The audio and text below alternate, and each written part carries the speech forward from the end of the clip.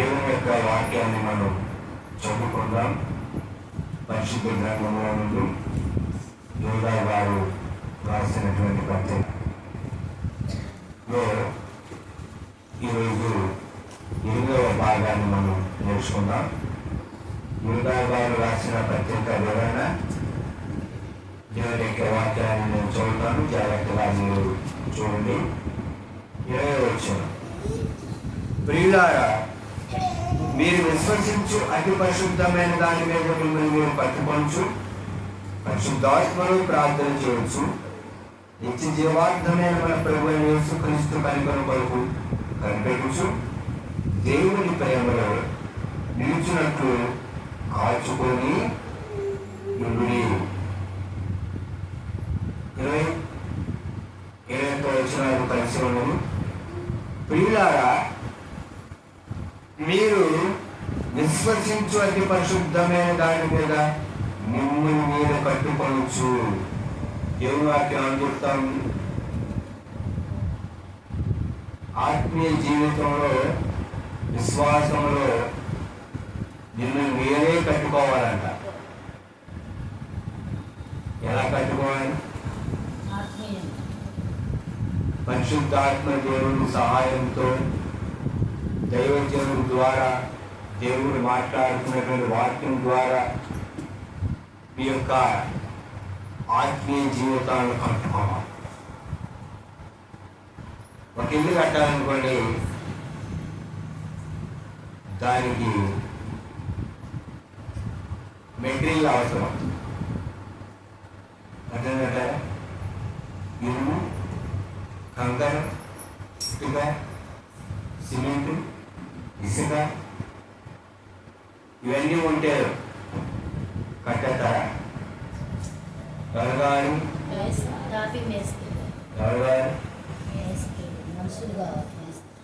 కట్టేటటువంటి వ్యక్తి కావాలి. కట్టేట వ్యక్తులు సరిపడా ఎవరు కావాలి?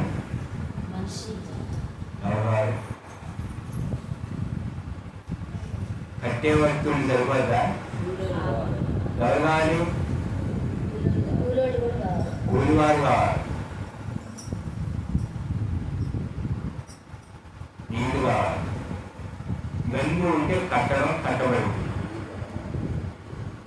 ఆత్మీయ జీవితాన్ని కూడా కట్టుకోవాలి. మిమ్మల్ని మీరు కట్టుకోవచ్చు అని పరిశుద్ధాత్ముడు యోధా గారి ద్వారా వ్రాయించారు. కట్టేవాళ్ళు సరిగ్గా కట్టపోయినా, మెటీరియల్ అన్నీ లేకపోయినా కట్టడం ఆగిపోద్ది.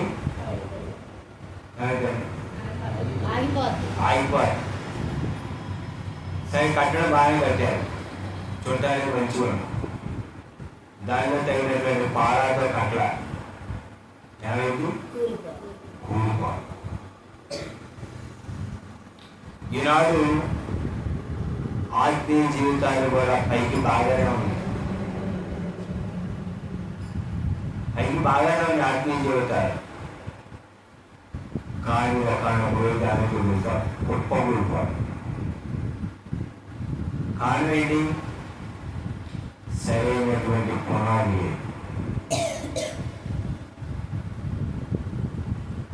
దాంట్లో సరైనటువంటి ఉదాహరణ లేదు.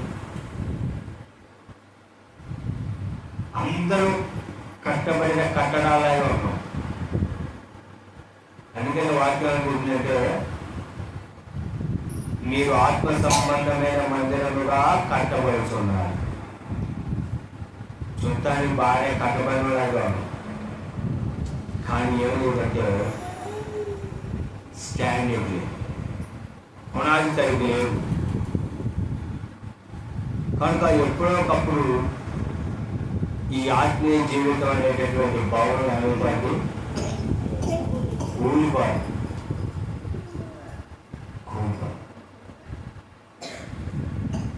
చూడండి. కొన్నిసార్లు గాలు, వరదలు, తుఫాను వచ్చినప్పుడు భవనాలు, బిల్డింగ్స్ కూలిపోయి. అదే స్టాండర్డ్గా పునాది వేసి మంచిగా కట్టబడితే అది అవేంటి కూలిపోదు కూలిపోదు. కనుక నీ ఆత్మీయ జీవితం అనేటటువంటి బాగు అలా ఉంది. రోజు మిమ్మల్ని మీరు కట్టుకొనచ్చు అని పరిశుద్ధాత్మ దేవుడు యోగా గారి ద్వారా రాయించారు. మరి నిన్ను కట్టుకుంటున్నావా? నేను కట్టుకుంటున్నావా? కట్టుకోవాలి. దేవుని వాక్యంతో కట్టుకోవాలి. పరిశుద్ధాత్మ దేవుని సహాయంతో కట్టుకోవాలి. యేసు రక్తంలో నీ పాపాలు కడుక్కొని దేవుని యొక్క సన్నిధికి వచ్చి నువ్వు కట్టుకోవాలి. అదే అందుకని పాత నిబంధనలో భక్తుడు నెహెమ్యా గారు ఇక మీదట నింద రాకుండా యోసేపు ప్రకారంలో మరలా కట్టుదుము అంటాడు. మరలా కట్టాలి. నిన్ను నీవు ప్రతిష్ఠ చేసుకోవాలి, పునర్నిర్మాణం చేసుకోవాలి. వాక్యంతో నీవు ఏం చేసుకోవాలి? కట్టుకోవాలి. కట్టుకోవట్లే ఈరోజు చాలా మంది. నేను విశ్వాస ఆత్మీయ జీవితంలో కట్టుకోకపోయింది ఎవరైతే నష్టం? నీకే నష్టం. బాగానే ఉంటావు, కట్టబడి బాగానే ఉంటావు. కానీ ఒక రోజు ఇబ్బంది కాదు. మిమ్మల్ని మీరు కట్టుకొనచ్చు. ఎవరో వచ్చి కట్టాలి కాదు. వాక్యం ద్వారా దేవుని దైవజనం ద్వారా మాట్లాడుతున్నప్పుడు నువ్వు కట్టుకోవాలి. కొన్ని పాత బిల్డింగ్ వాళ్ళు రంగేసి చేస్తారు. అప్పుడు ఎటువంటి అంటే బయలుదేరబడి మంచిగా ఉన్నట్టే ఉంటుంది. అదే కానీ ఏదైనా చిన్న బలంగా కొంచెం తగిలిసరిగా ఆడుతుంది కుటుంబాలు. కనుక నీవు ఎలా కట్టుకుంటున్నావు నీ ఆత్మీయ జీవితాన్ని? ఈరోజు ప్రశ్న. పరిశుద్ధాత్మలో ప్రార్థన చేయొచ్చు. ఎక్కడ ప్రార్థన చేయాలి? పరిశుద్ధాత్మలో. నీవు ప్రార్థన చేసేటప్పుడు పరిశుద్ధాత్మ సహాయంతో చేయాలి ప్రార్థన. అదే ఆయన గురించి మాట్లాడినట్టు ప్రార్థన చేయాలి. అదే కొంతమంది వాళ్ళు ఇతరులు చూడాలి, నన్ను మెచ్చుకోవాలని ప్రార్థన చేస్తారు.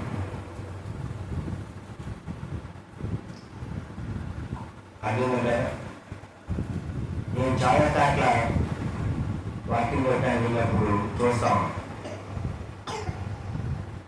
వాకింగ్ చెప్తా ఉంటే అప్పుడే ప్రార్థనకు వచ్చి రెండు చేతులు వచ్చి అందరూ కూడా ఆయన ప్రార్థన. అప్పుడు వాకింగ్ చెప్పేవాళ్ళందరూ ఆలోచన ఏమి ఒక క్రమం, ఒక పద్ధతి. పరిశుద్ధాత్మలో చేయాలి ప్రార్థన. పరిశుద్ధాత్మలో ప్రార్థన చేయకుండా పెదాల ద్వారా ప్రార్థన చేసి కపటం, గుండు, ఈర్ష్య, పగ, ద్వేషం హృదయంలో ఉండాల్సినంత ఉంచుకొని కాలంలో చెత్తంతా ఉంచి నీవు కావాలంటే పోతే నువ్వు ఎంత కర్ర పెట్టింటే మళ్ళీ అది అడవచ్చు. నువ్వు చెత్త తీయాలి. అప్పుడు నీవు నీ అర్థమైనటువంటి కాలంలో అంటే చెత్తలో దాన్ని తీసుకోవాలి. మన నుండి మనమే ఊడ్చుకోవాలి.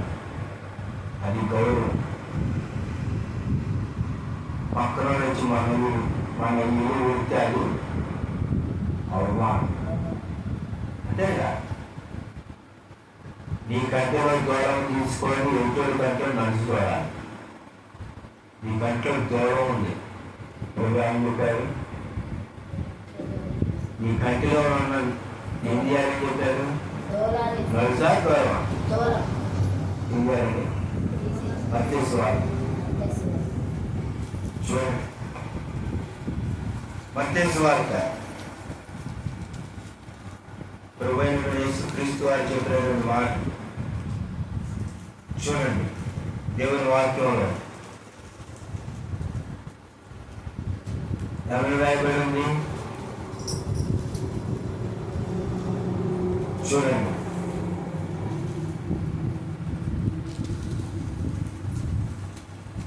ఎవరు రాయబడుతుంది దేవుని యొక్క వాక్యంలో? ఏం చేయాలి? నీ కంటిలో ఉన్నటువంటి దేన్ని తీసుకోవాలి? దూలాన్ని తీసుకోవాలి. అప్పుడు ఇంట్లో కంట్లో ఉన్నటువంటి ఏం కనపడింది? నలుసు కనపడింది. అది మత్తయి సువార్తలో దేవుడు రాయించాడు. దేవుని యొక్క వాక్యం చూడండి. 7వ అధ్యాయం 4వ వచనం. 7:3 7:1 చదవండి. మీరు తీర్పు తీర్చకుడి, మిమ్మల్ని గూర్చి తీర్పు తీర్చబడదు. మీరు తీర్పు తీర్చు చొప్పుననే మిమ్మల్ని గూర్చి తీర్పు తీర్చబడును. మీరు కొలుచు కొలత చొప్పుననే మీకును కొలవబడును. నీ కంటిలోనున్న దూలము వెంచక నీ సహోదరుని కంటిలోనున్న నలుసును చూచుట ఏలా? నీ కంటిలో దూలము ఉండగా నీవు నీ సహోదరుని చూసి నీ కంటిలోనున్న నలుసును తీసివేయమని చెప్పనేలా? వేషధారి, మొదట నీ కంటిలోనున్న దూలమును తీసి వేసుకొనుము. చూసాడండి ఎవరు అన్నారు? ఇప్పుడు నేను మంచి కూర్చోకుండా బాధ పట్టలేని మంచి కూర్చోకుండా రానుగారు మంచి కూర్చోండి, ఏంటా కూర్చోండి, కాళ్ళటే అని అన్నా అనుకోండి. అప్పుడు రానుగారు అంటారు ముందు నువ్వు మంచి కూర్చోండి, నాకు కూర్చోండి, నిజంగా మంచి కూర్చోండి, బాధ పట్టలేదు నిజంగా కూర్చోవాలి అని అన్నా అనుకోండి. రానుగారు అంటారు ముందు మీరు కూర్చోండి మంచిగా, నాకు కూర్చోండి. దేవుడు గారు రావున్నారంటే మొదట నీ కంట్లో ఉన్నటువంటి దూరాన్ని తీసుకో. అంటే నీ హృదయంలో ఉన్నటువంటి ఎంతో చెత్తుంటే అది కూడా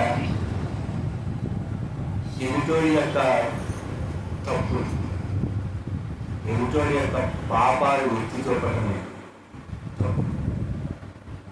మొదట నేను సరి చేసుకో, నేను కట్టుకో, అప్పుడు ఎదుటోడిని కట్టాలని ప్రయత్నించి.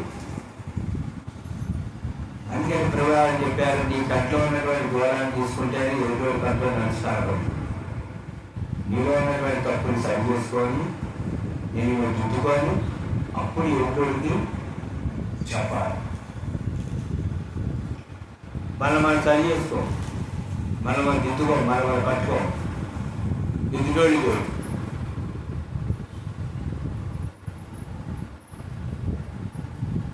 చెప్పేది ఒకటి, చేసేది ఒకటి. ఇది కాదు వాక్యం. అదేనా? కనుక వేషధారి, మొదట నీ కంఠంలో దూరం తీసుకొని అప్పుడు నీ సహోదరుని కంటిలో నలుసును తీసివేయుటకు నీకు త్యాగగా కనపడను. అదేనా? నీ కంటిలో ఉన్న దూరం తీస్తే ఎటువంటి కంట్లో నలుసు కనపడను. నీలో ఉన్నటువంటి తప్పును ప్రభు దగ్గర ఒప్పుకొని పశ్చాత్తాపడి ప్రభు అర్థం నువ్వు కలుపుకుంటే అప్పుడు రోజు నువ్వు అంజాత్మేంటి అని మనం అనవచ్చు. ఏదంటారు చూసారా సాగత గురిగిందా డాష్ డాష్ అలా ఉండవు.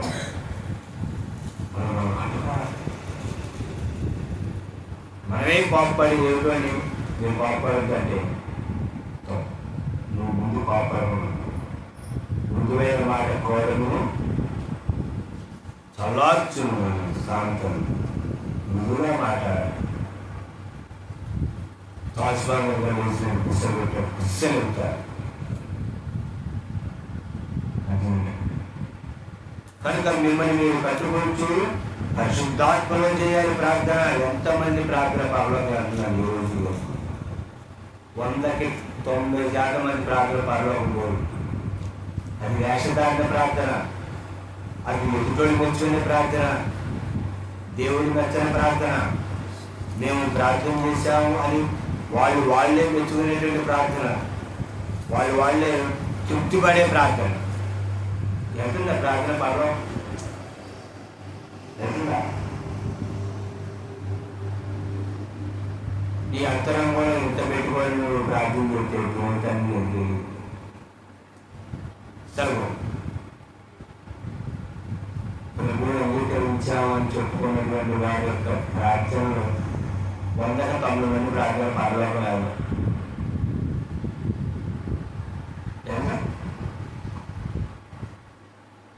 వాళ్ళకే తెలుసు మా ప్రార్థన పర్వాలేదు కాబట్టి నేను చూసిన ప్రార్థన చేయట్లేదా అని అనుకుంటారంటే ప్రార్థన చేస్తారు అంతే. ఎవరికి వాళ్ళు తృప్తి పట్టలే. అదే కదా ఎలా ఉంది మన జీవితాలు? ఈ నిజానికి కాల్సిందో మనం ప్రశ్నించుకో.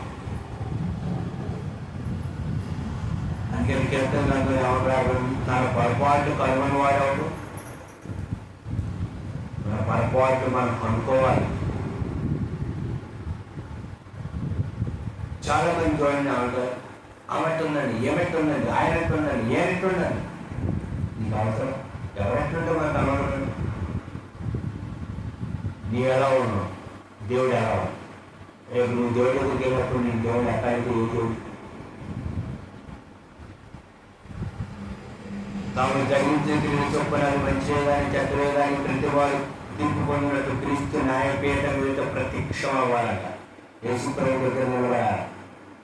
ఏమిటి నీ పని అని చెప్పాలండి, నీ జీవితం ఏంటి, నీ విధానం ఏంటి, పని చేయండి దేవుడి దగ్గర. ఆయన దగ్గర కవర్ చేయడం కాదు.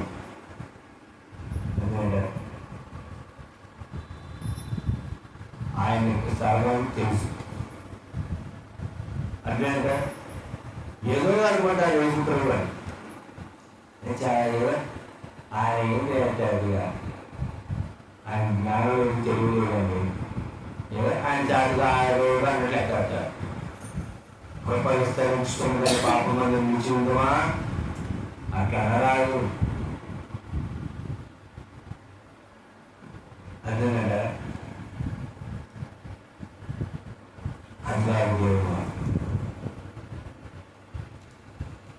చూడండి దేవుని వాక్యంలో జీవార్థమైన మన ప్రభువైన యేసుక్రీస్తు కనికరం కొరకు కనిపెట్టుచు. అదే కదా, ప్రభువైన యేసుక్రీస్తు వారి యొక్క కనికరం కొరకు కనిపెట్టాలి. నువ్వు వారిని కాపాడుతాం. నీకు స్తోత్రం. అయినా నీ కనికరం మా మీద ఉంచు అని ప్రభా, నీ కనికరం నా మీద ఉంచు, నన్ను కనికరించు. దావీదు కుమారుడా నన్ను కరుణించు అన్నాడు గుడ్డివాడు. అప్పుడు దేవుడు కరుణించాడు. అదేవిధంగా దేవుడు కృప ఆయన కనికరం లేకపోతే ఏనాడు మనం మట్టిలో తిరిగాం.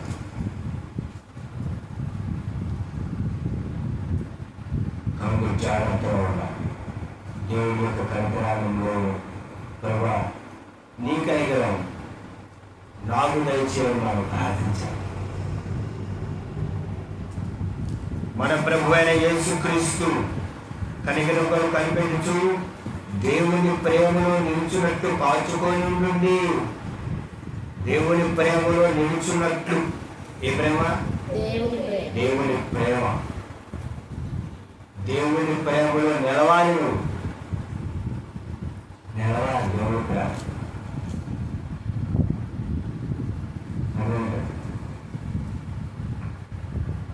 దేవుని ప్రేమలో నిలవాలి. ఈరోజు ప్రేమ అంటే నోటి మాటలే. మీరంటే ఎంత ప్రేమ అనుకుంటారు? నాకు చాలా ప్రేమ అంటారు. క్రియలు లేని ప్రేమ. మరి దైవజనులు అంటే దైవ సేవకుడు అంటే ప్రేమ ఉంది, కానీ అయ్యగారు చెప్పిన మాట అస్సలే అన్నాం అంటే అప్పుడు ప్రేమ ఉన్నట్టు లేదంట లేనట్టు. ఇది లేదు క్రియలో చూపించాలి. ప్రేమ క్రియలో లేదు, ప్రేమ నోటి మాటలు. అదే దేవుడిని మనం ప్రేమిస్తాను అని అంటాం, కానీ దేవుని ప్రేమిస్తాం. ఈ సైగా ఎంత ప్రేమయ్యా నేనంటే నీకు, నువ్వంటే నాకు ఎంత ప్రేమయ్యా అని బాగోతున్న వరవరమని వెళుతూ ఉంటాం. ఏమన్నా ఈ తండ్రి అయితే అనుకోవాలి అని అంటే చాలు ఇంకేమి కానీ ఇదేం ప్రేమ? కపట దొంగ ప్రేమ. అదే కదా ఏమి లేదు ప్రేమలో. దేవుని ప్రేమలో నిలిచినట్టు కాల్చుకొని ఉండండి. ఎవరి ప్రేమలో నిలవాలి? దేవుని ప్రేమ. చూడండి, దేవుని ప్రేమ లేదు. ఈరోజు కుటుంబాలలో ప్రేమ లేదు. ఒకే తల్లి పిల్లలు కొట్టుకొని ఉంటారు. సమాజంలో చూసిన వాళ్ళు ఏం చేస్తుంటారు? ప్రశ్నిస్తుంటారు, అడుగుతుంటారు. ఒకే తల్లి పిల్లలు. నాకు మా అన్నయ్య మా తమ్ముడి మధ్య తిరుగుతారురా అని బయట తీసుకొచ్చి ఆయన ముందు అడుగుతుంటారు. చెప్పు, ఇక్కడ చేయిస్తారా వాడు, ఇక్కడ చేయిస్తారు వీడు, పక్కన కలిసి. మరి ఒకే తండ్రి రక్తంలో కలగబడి ఒకే తండ్రి రక్షిస్తే రక్షించబడినటువంటి మనం ఎలా ఉన్నాం? అలసిపోయారు, తిండిపోయారు. మరి మనందరం ఎవరు? యేసయ్య పిల్లలు. మనందరం యేసయ్య పిల్లలు. యేసయ్య పిల్లలైనా అమ్మాయి పిల్లలు. ఒకే తల్లిదండ్రులు పుట్టిన పిల్లలు అరుచుకుంటా ఉంటే కొట్టుకుంటా ఉంటే తల్లిదండ్రులు చాలా బాగా ఉంటుంది. ఉందా ఉందా ఉందా ఉందా ఉందండి, ఉంటుంది. బాధ వీళ్ళు బాధపడతా ఉంటే వాళ్ళు అరుచుకుంటుంటారు, వాళ్ళు కొట్టుకొని ఉంటారు. అక్కడికి అర్థం చేసి వెళ్ళప్పుడు నాకు చేయలేదు అంటే నాకేం ప్రేమ లేదా అంటారంట. అర్థంటారా? అక్కడికి అర్థం చేసి నాకెందుకు చేయదు? అప్పుడేదో కొంచెం డబ్బులు చేసేదామా, ఇప్పుడు డబ్బులు అర్థం చేయడం నేనంటే ఆగేస్తుంది. మరి నన్ను ఎందుకు కాను ఆమెనే కదా పోయా అంటారా?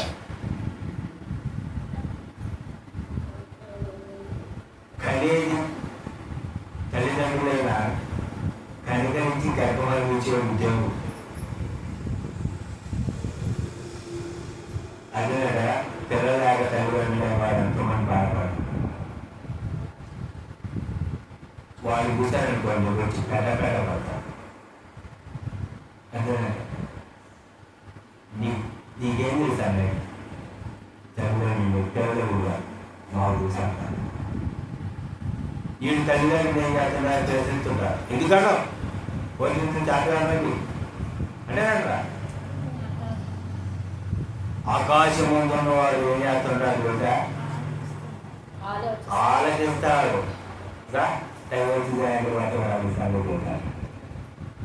ఎప్పుడు తల్లిదండ్రులు వాళ్ళు ప్రశ్నించే విషయంలో ప్రశ్నించాలి, కానీ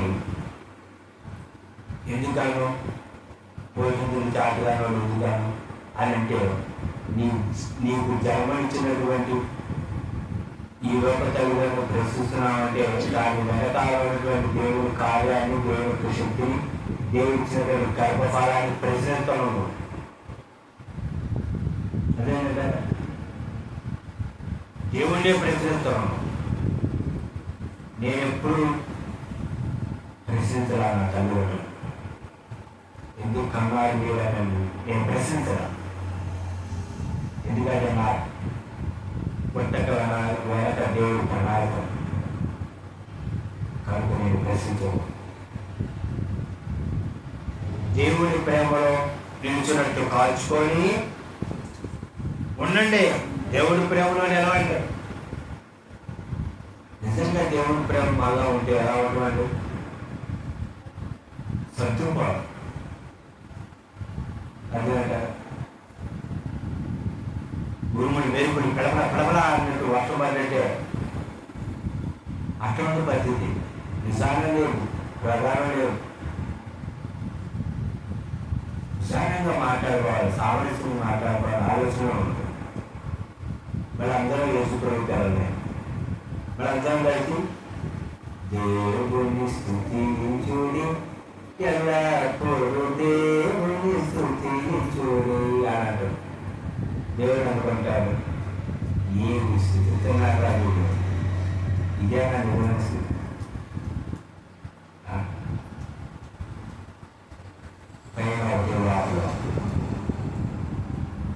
మిమ్మల్ని బట్టి అన్ని జీవుల ముందు నా నామం ఏమవుతుంది? దూషించబడుతుంది. దూషించబడదు. వాక్యం చెప్పడం అందరం ఈరోజు కళ్ళు తీసుకోండి. పాట చెప్పినాను. వాక్యం చెప్పడం వరకే, బాధించడం లేదు. బళ్ళ పిల్లలు చూసినట్టు ఆరు నుండి బండి రాయి చెప్పరా అంటే టక్కడంగా చూస్తున్నారు. రాయరా అంటే రాయటం రాదు. అప్పుడే ఇది అంటే వాక్యాలు చెప్పడం వల్ల పరిమితం, జీవితంలో అన్వయించేదాన్ని. వాక్యం విని దాని ప్రకారం గైపోయిన వారు ధన్యులు. విని గైపోయిన వాడు ధన్యులు. వినేవాళ్ళుగా ఎంతోమంది వాక్యం విన్నారు, అందరూ గైపోయినారా? గైపోయిన వాడు ధన్యులు.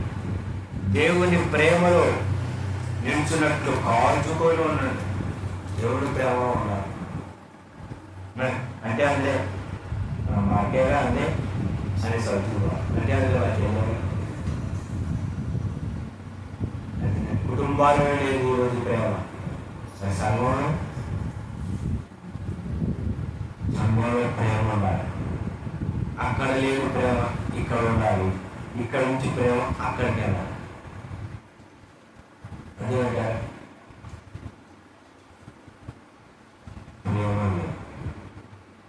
ఏముంది? కోపం, కొన్నంత పాపం. అదే ఆరోగ్యంత ప్రేమ.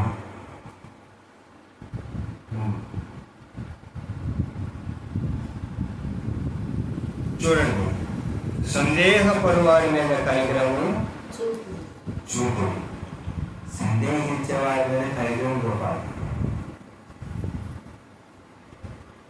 కనికరం చూపం అసలు కనికరం అనే మాట లేదు. యేసుక్రీస్తు ప్రభువు చెప్పారు, వాటిని మానక వీటిని చేయించు. శాస్త్రులు, పరిచయం, సత్యతలు పుదీనాలోను, జీలకర్రలోను, సోంపులోను పదేవంతిస్తున్నారు. ఆయన ప్రభువారు శభాష్, మీరు పుదీనాలను, జీలకర్రలను, సొంపులో కూడా పదేవంతిస్తున్నారని తెచ్చుకోవాలి. వాటిని మానవుడుగానే వీటిని చేయాలి. జాలి, దయ, కనికరం ఇవి లేవు. అవన్నీ దేవుడికి అత్యంత ఏమి ప్రయోజనం అండి? కనికరం లేదు. అదే కనికరం లేదు. అగ్నిలో నుండి లాగినట్టు కొందరిని రక్షించుడి. రక్షించాలి. అగ్నిలో నుండి లాగినట్టు కొందరు రక్షించాలి. అదేనంటే అగ్నిలో నుండి లాగినట్టు కొందరైనా రక్షించాలి. మనమే రక్షణలో కొనసాగించట్లా మరి ఇంకో వాళ్ళని కొందరిని ఎలా రక్షిస్తాం? అదేంట మన మనసు కింద ఇప్పుడు రగులుకుంటా ఉంది. దీన్నే మనం చూసుకోవాలి. అది ఇంటికాడ మాత్రం రగులుకోవాలి అనుకోండి. ఇక్కడ ఉందని నిప్పు, ఈ నిప్పు తీస్తే నువ్వు బయలుదేరితే ఆ నిప్పుల నుంచి ఉన్న రక్షిస్తావు. ఇక్కడే నిప్పు ఉంది. అగ్నిలో నుండి లాగుతున్నట్టు కొందరినైనా మనం రక్షించాలి. రక్షించబడినటువంటి మన ప్రశ్నార్థం ఉంటే ఇంకా కొందరినే రక్షిస్తుంది. ఎలా రక్షిస్తుంది? మనం రక్షించేటటువంటి వారు మాటలతో భక్షించేటటువంటి వారు. కొంతమంది మాటలతో భక్షిస్తారు. కొంతమంది వారి ఇంటికి రావాలని ఏం పెట్టే పని, ఏమి ఇచ్చే పని తాగడం కడుపుని పారు. అది అనుకుంటే మాత్రం కడుపుని పారు. ఈ అమ్మాయితో బయట చేస్తారు చూసి. అదే అంతే కాదు సార్ మా బాగా పెట్టి మాట కనికరం లేదు. దేవుని ప్రేమలో లేదు. శరీర సంబంధమైన వారి అపవిత్ర ప్రవర్తనను ఏమాత్రం నొప్పుకొనక దానిని అసహించుకొనచ్చు భయంతో కొందరిని కరుణించుడు. అసహించుకోవాలంట. ఏంటి? అసహించుకోవాలి.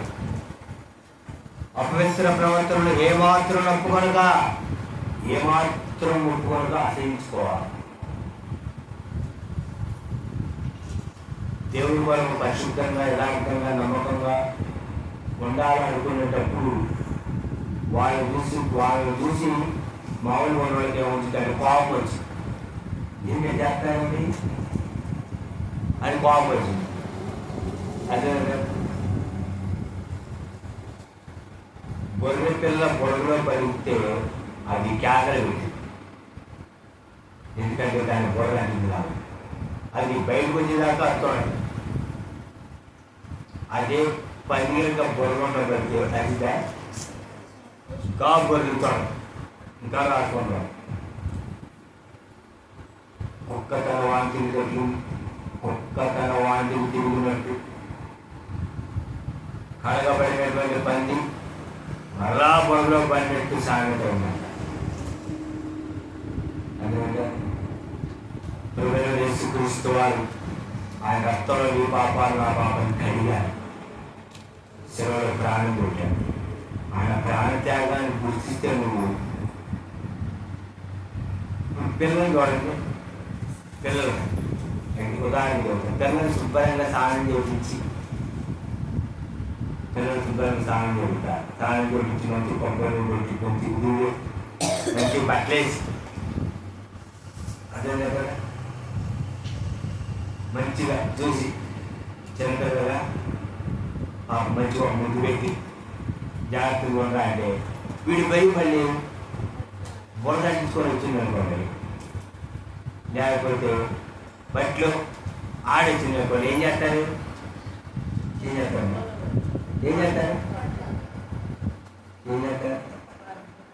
మా నాయన మళ్ళీ అట్టుకొని వచ్చారా నాయన మిమ్మల్ని సాయం చెప్తారా? ఏం చేస్తారు?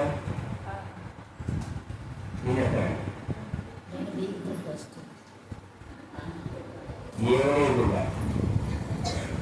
అర్థమైనా కదా. కర్ర తీసుకొని పెట్ట 4 టీవీలు తీసి ఒక పక్క మళ్ళా స్నానం చేసుకుంటా, ఒక పక్క పట్టుకుంటా స్నానం చేసుకుంటుంటా. అంతే కాదు శుభ్రంగా స్నానం చేస్తూ మధ్య బొర్రగా కర్ర ఎక్కడ ఉందో వెళ్తారన్నమాట. ఏంటది? దాన్ని ఏమంటారు? తండ్రి ప్రేమించు కుమారుని గద్దించి శిక్షించు. తల్లి కూడా ప్రేమిస్తే శిక్షించి. నువ్వు ఎన్నిసార్లు మట్టిలో ఆడుకున్నా, పొలంలో పోయినా నేను స్నానం చేపిస్తాను. ఆయన బకెట్ జీవి పెట్టి ఎక్కడ అనరా? ఏ తల్లేనా అనరా? నిర్భయంగా నిర్మయ్యగా నీకు ప్రేమ ఉందిగా ఏం చేస్తావు? ప్రేమ ఉంది ఎంత శుభ్రం స్నానం చేయించుగా మళ్ళీ ప్రేమ ఉందిగా మరి ఏం చేస్తావు? మళ్ళీ స్నానం చేయించా పిచ్చి కొట్టు పడుతుంది మరి మామూలు కొట్టుగా ఈసారి మొత్తం ఆవిడ కూడా నీ సంగతి లేదా అంటే లేదా? మరి మనల్ని ప్రభు యేసు రక్తంలో కడిగితే మరి మళ్ళా మనం పిల్లలు ఎలాగైతే బరువు ఉన్నట్టు మనం కూడా పాపం జోలికి వెళ్తాము. అదే మళ్ళా మనం పాపం జోలికి వెళ్తే అపవిత్ర ప్రవర్తనలు ఏమాత్రం కొరత దాన్ని ఆశయించుకోవచ్చు. బైబిల్తో కొందరిని కరుణించండి. మనం కూడా ఆశయించుకోకపోతే దేవుడు అంటూ నేను నా రక్తం నీకు కడిగితే మళ్ళీ ఎక్కడ పోతుంది? దేవుడు గద్దిస్తే దేవుడు గద్దిస్తేనేమో ఏంటి దేవుడు అని చేస్తున్నాను. మనకైనా మనం గద్దిస్తే అది న్యాయం. మన దేవుడు మనం గద్దిస్తే అది అన్యాయం. ఇప్పుడు మన పిల్లల్ని మనం గద్దించి కొడుతున్నాం అనుకోండి, పక్కన వచ్చి ఏంటో మట్టి కొడుతున్నాం, నీ పిల్లల ప్రేమ జాగేదా ఒడ్డు పట్టడం కొడుతున్నాం అంటే మనం ఏం చేస్తాం? అవసరమైతే ఆమె రోజు తీర్చింది పడుతుందా? ఏంటంటే నేను శుభ్రం సాగు చేసి మళ్ళీ రోజులు ఆడుతుంటే పడుతున్నామ్మా ఊరుకోమ్మా అంటాం కదా. మనకు అర్థం అవ్వాలని నేను చెప్తున్నాను. ఇదంతా పర్వతంలో పిల్లలైతే మనం పాపంలో నుంచి ఆయన మనం విడిపించుకుంటూ మరలా పాపం జరిగిపోతే ఆయన వాళ్ళు కడుగుతా అని కడిగినా సరే దాని యొక్క విలువ తెలియజేస్తుంది. అడుగుతురు మీరు పిల్లలైనా స్నానం చెబుతారు, పిచ్చుకొట్టు ఒక పక్క పడతా ఉంటారు, ఒక పక్క నీళ్ళు పడుతుంటారు. మళ్ళీ మెత్త బాగుమని పోతే మళ్ళీ కడుగు మంగడుగు చేతులు కడుగు కాళ్ళు కడుగు అంటలేదు అంటా ఎక్కడ వాళ్ళు పీకి తిరుగుతారు. వాళ్ళు కింద పడుతుంది సరే మళ్ళీ పట్టుకొని పైకి వచ్చి మళ్ళీ వాళ్ళు అంతేగా. మరి దేవుడు పాపం అనేటటువంటి గొడవలు అలాంటి కొనది జాగ్రత్తగా ఉండండి అని దేవుడు చెప్తే మరలా పాపం జరిగిపోతుంది. అంటే మనకి ఆలోచించి అంటే పాపం అంటే మన మనసులో ఒక రోజు ఇది పాపం అని, అదే పాపం ఎలాంటి పాపంలా జరిగేస్తాం. అదే గమక్కని ఎవరైనా ఒక మాట అను అది మన పాపంలా అనిపించదు. ఎందుకంటే మన దృష్టిలో ఏంటంటే పాపం అంటే అది ఫిక్స్ అయిపోయిందా మనలో, ఇక అదే పాపం. ఏంది పాపాలని చలితనే పరపడతాయి పాపం అనిపిస్తుంది. అదే మీరు అదేంటి అక్కడ ఆజ్ఞాతిక్రమమే పాపం. మనుషులు పలుగు వ్యక్తిగతమైన మాట గురించి విమర్శించడానికి దేవుడు లెక్క చెప్పాలి. కోపం వచ్చిందండి అందుకే అన్నాడండి. కాకపోతే ఏం చేస్తానండి ఎంత బాగుందనుకున్నాను మనసులో, అందుకే నేను అడిచా రేపు దేవుడు గౌరవం అడుగుతాను ఉంటారని చూసుకోమా వేసుకోవా ఫస్ట్ ఎంతో బాగుంది అందుకే అనేసాను. అందుకని అనవా అటలు అని అడుగుతాను. అదే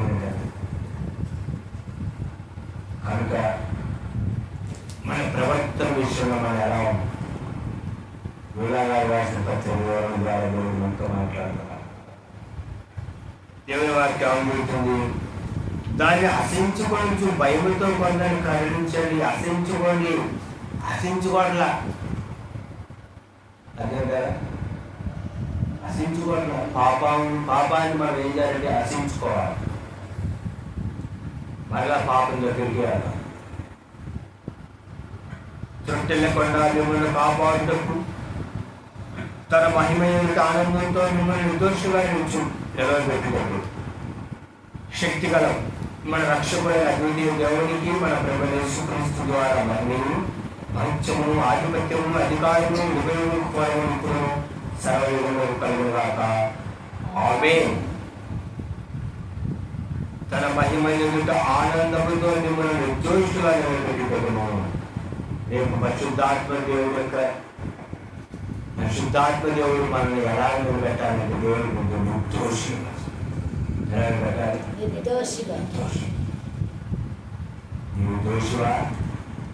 నిర్దోషివా? నీవు దేవుడి దగ్గర నిలబడాలి. అదేనా దోషి అయిన నీ కోసం నిర్దోషి అయిన ప్రభు దోషిగా ఉన్నాడు. నీ పాపాలు క్షమించి రక్తంలో కడిగి ప్రభు నిర్దోషిగా దోషం అలా దోషిగా ఉన్నావా? దేవుడు నిర్దోషిగా ఉన్నావు. నీ కోసం ఆయన దోషిగా ఉన్నాడు.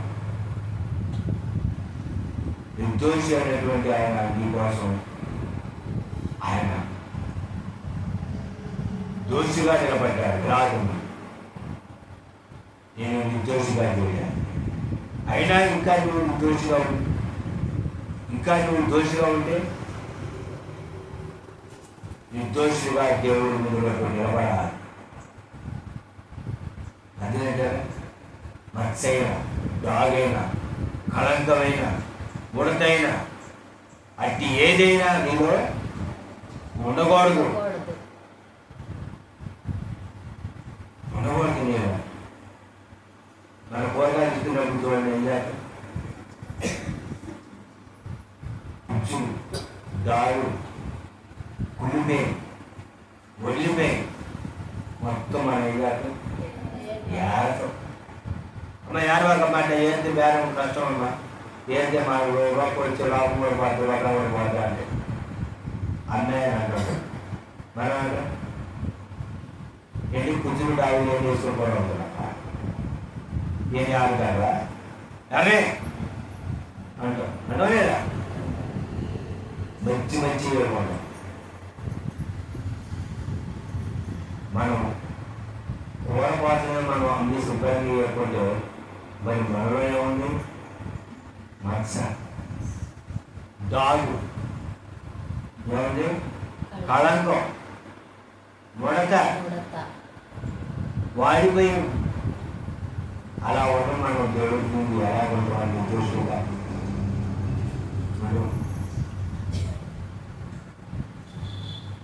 పొద్దున బట్టి వచ్చిన కూరగాయ సాయంత్రం వండుకోవడానికి వండం ఫ్రెష్గా ఇవ్వకూడదు.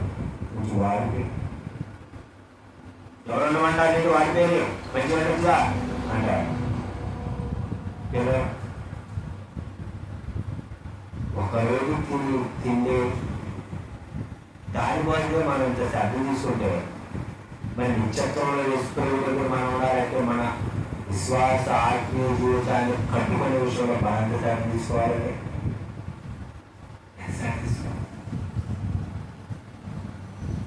విడిపాతం పర్వతానికి అన్న ప్రేమ వాకే పర్లోకంలో పరిచలేసేటటువంటి విధానం రేపు నిత్యత్వంలో యేసుక్రీస్తు దగ్గర నిలబడేవారు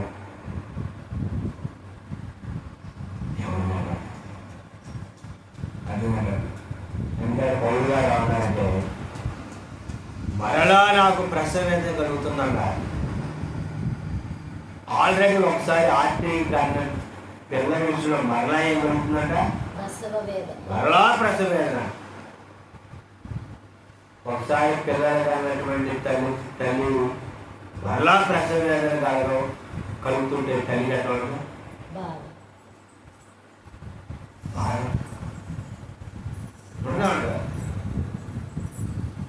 ప్రసవేదన కలిగేటప్పుడు మరలా బాధ ఉందా?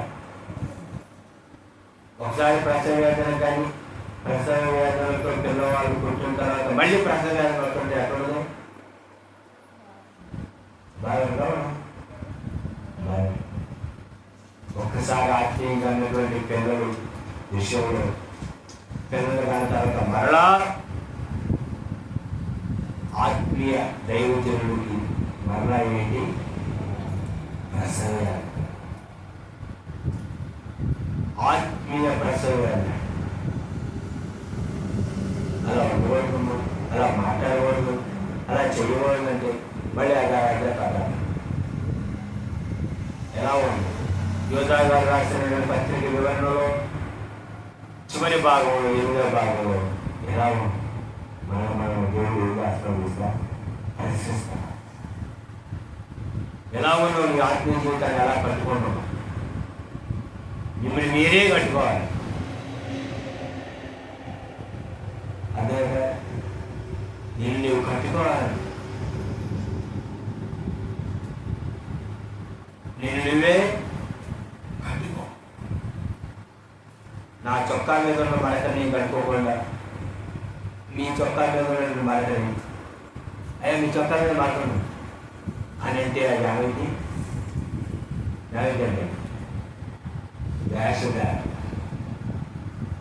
మొదట నా చొక్కా మీద ఉన్న మరకని శుభ్రాన్ని వాడుకొని అప్పుడు ఇంకో చొక్కా మీద ఏ మరకంలో చూపించాలి. కనుక ఎలా ఉంది మళ్ళీ మనం పరిశీలించుకున్నాం. నేను నిత్యత్వానికి వెళ్ళేదాము, నిత్యం నరకానికి వెళ్ళేదా అదేనగా నేను ఆ ప్రభు కొరకు పడ్డటువంటి ప్రయాసకి తగినటువంటి ప్రతిఫలం యొక్క దేవుడు నిత్యత్వం నాకు ఇస్తుంది. దాన్ని సరిగా వినియోగించుకోకుండా ఆత్మీయ జీవితాన్ని కట్టుకోకపోతే దానికి రేపు మీరే ఎవరి ఆత్మ కాయవుతారు. నేను చెప్పా ప్రభా నేను అన్నీ చెప్పుకొని వచ్చాను ఆయన అంటే నన్ను అడుగుతుంది ఎవరు చెప్పాను ఆయన అన్నీ చెప్పాను ఆయన ఎవరు అర్థమైంది. వివరంగా వాళ్ళు పాపడ్డా వాళ్ళు నా మీద వాళ్ళు పక్కన గోలినా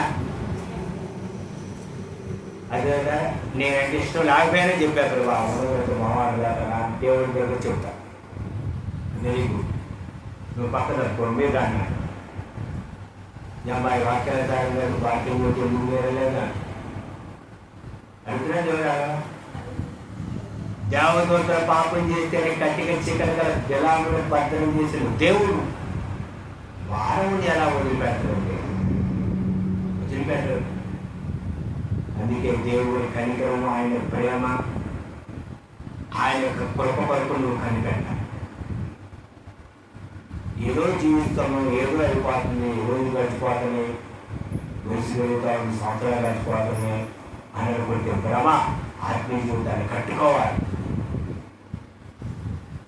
రేపు దేవుడి దగ్గర రేపు దేవుడు నన్ను అక్కడినప్పుడు దేవుడి దగ్గర వివరణ చెప్పే విధంగా నన్ను నేను ఉండాలి. దేవుడి మెప్పు కోసమే వాక్యం చెప్పాలి. మనుషులు మెప్పు కోసం మనుషులు ఇస్తారే వాక్యం చెప్పాలి. వాక్యమైనటువంటి ప్రమాణాన్ని నేను తెలియజేయాలి. అదే కదా అప్పుడు దేవుడి దగ్గర నాకు మెప్పు కలిగి మనుషులు మెప్పు కోసం నేను వాక్యం చెప్తే దేవుడు నన్ను నేర్చుకో. కనుక యోధా గారు రాసిన పత్రిక చివరి భాగంలో మనం నేర్చుకోం. కనుక వాక్యం ప్రకారం మన విశ్వాస ఆత్మజీవితాన్ని కట్టుకున్నాం. అటు కృపా ప్రభు గురించి ఆమె తన నుంచి కనుమూస్తున్నట్లయితే ప్రార్థన చేస్తున్నాం. పరిశుద్ధుడైన తండ్రి నీ కొందనాలు కృతజ్ఞతాస్తుతులు. నిన్న వాక్యాన్ని మంత్రంలో భద్రపరచండి. నీ మాట ప్రకారం నడుచుకున్నట్టు సహాయించి కృప చూపించడం మా ప్రభువును మా రక్షకుడు మనమే గురించి తెలియజేసిన యేసుక్రీస్తు నామమున ప్రార్థించి స్తుతించి వేడుకొంచున్నాము తండ్రి. ఆమేన్. ప్రార్థన చేసుకుందాం.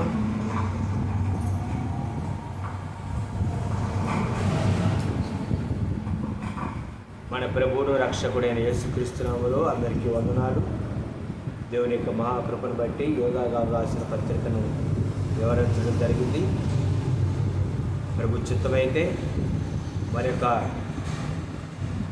పుస్తకాన్ని దేవుని యొక్క వాక్య గ్రంథాన్ని వివరించడానికి ప్రయత్నిస్తున్నాను పరిశుద్ధాత్మ దేవుని సహాయంతో. ప్రభు చిత్తమైతే 2026 సంవత్సరం జనవరి నెల నుండి యోహాను గారు రాసిన ప్రకటన గ్రంథాన్ని వివరించాలని ఆలోచన కలిగి ఉన్నాను. కనుక దేవుని వాక్యం వినండి. వాక్యానుసారంగా జీవించండి.